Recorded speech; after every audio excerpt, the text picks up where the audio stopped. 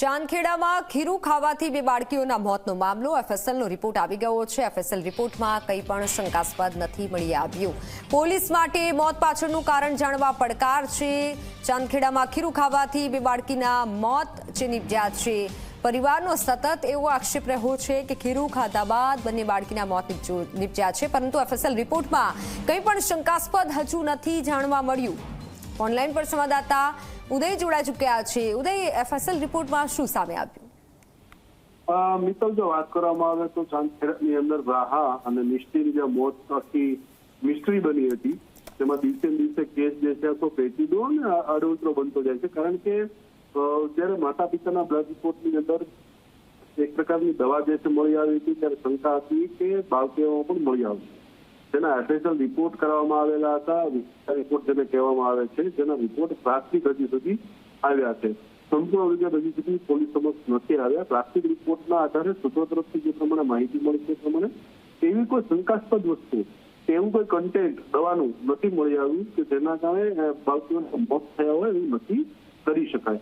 ત્યારે હવે બાળકીઓનું મોત કયા કારણોસર થયું, શું કામ થયું, તેને લઈને પોલીસ માટે હવે પડકાર થઈ રહ્યો છે ઉભો કે આખરે મોત થવા પાછળનું કારણ શું છે। ત્યારે ચાંદખેડા પોલીસે અત્યારે વધારે તપાસ હાથ ધરી છે। ત્યારે તપાસમાં શું સામે આવે છે એ ફરી આપણે જોવું જોઈએ।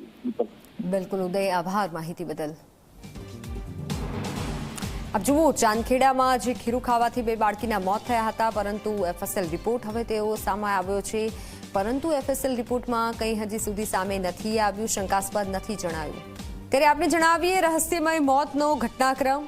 1 એપ્રિલ કે જ્યારે ડેરીમાંથી આ પરિવારે ખીરું ખરીદ્યું હતું, વિમલ પ્રજાપતિએ ઢોસા તે ખીરુંમાંથી બનાવેલા ખાધા હતા, અને 2 એપ્રિલ પત્ની અને 4 વર્ષીય બાળકીએ પણ તે ઢોસા ખાધા હતા। 3 એપ્રિલ કે જ્યારે તબિયત બગડતા હોસ્પિટલ લઈ જવાયા।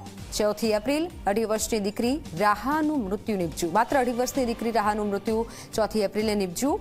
5 એપ્રિલે 4 વર્ષીય દીકરી મિશ્રીનું મોત થયું, અને 6 એપ્રિલે સવારે પરિવારના ઘનશ્યામ ડેરી પર આક્ષેપ મૂકવામાં આવ્યો। 6 એપ્રિલે બપોરે પોલીસ અને એફએસએલે ખીરાના સેમ્પલ પણ લઈ લીધા। 7 એપ્રિલે બાળકીનો મૃતદેહ બહાર કાઢવામાં આવ્યો હતો, અને તપાસ માટે આ મૃતદેહ બહાર કાઢવામાં આવ્યું। ત્યારે 7 એપ્રિલે ઘરમાંથી એફએસએલની ટીમે સેમ્પલ પણ લીધા હતા કે આખરે આ ખીરુંમાંથી મોત કઈ રીતે થઈ શકે। 7 એપ્રિલે જ પોલીસે વિમલ અને ભાવનાના પણ નિવેદન લીધા હતા। 8 એપ્રિલે વિમલ ભાવનાના બ્લડમાં એલ્યુમિનિયમ ફોસ્ફેટ મળી આવ્યું હતું।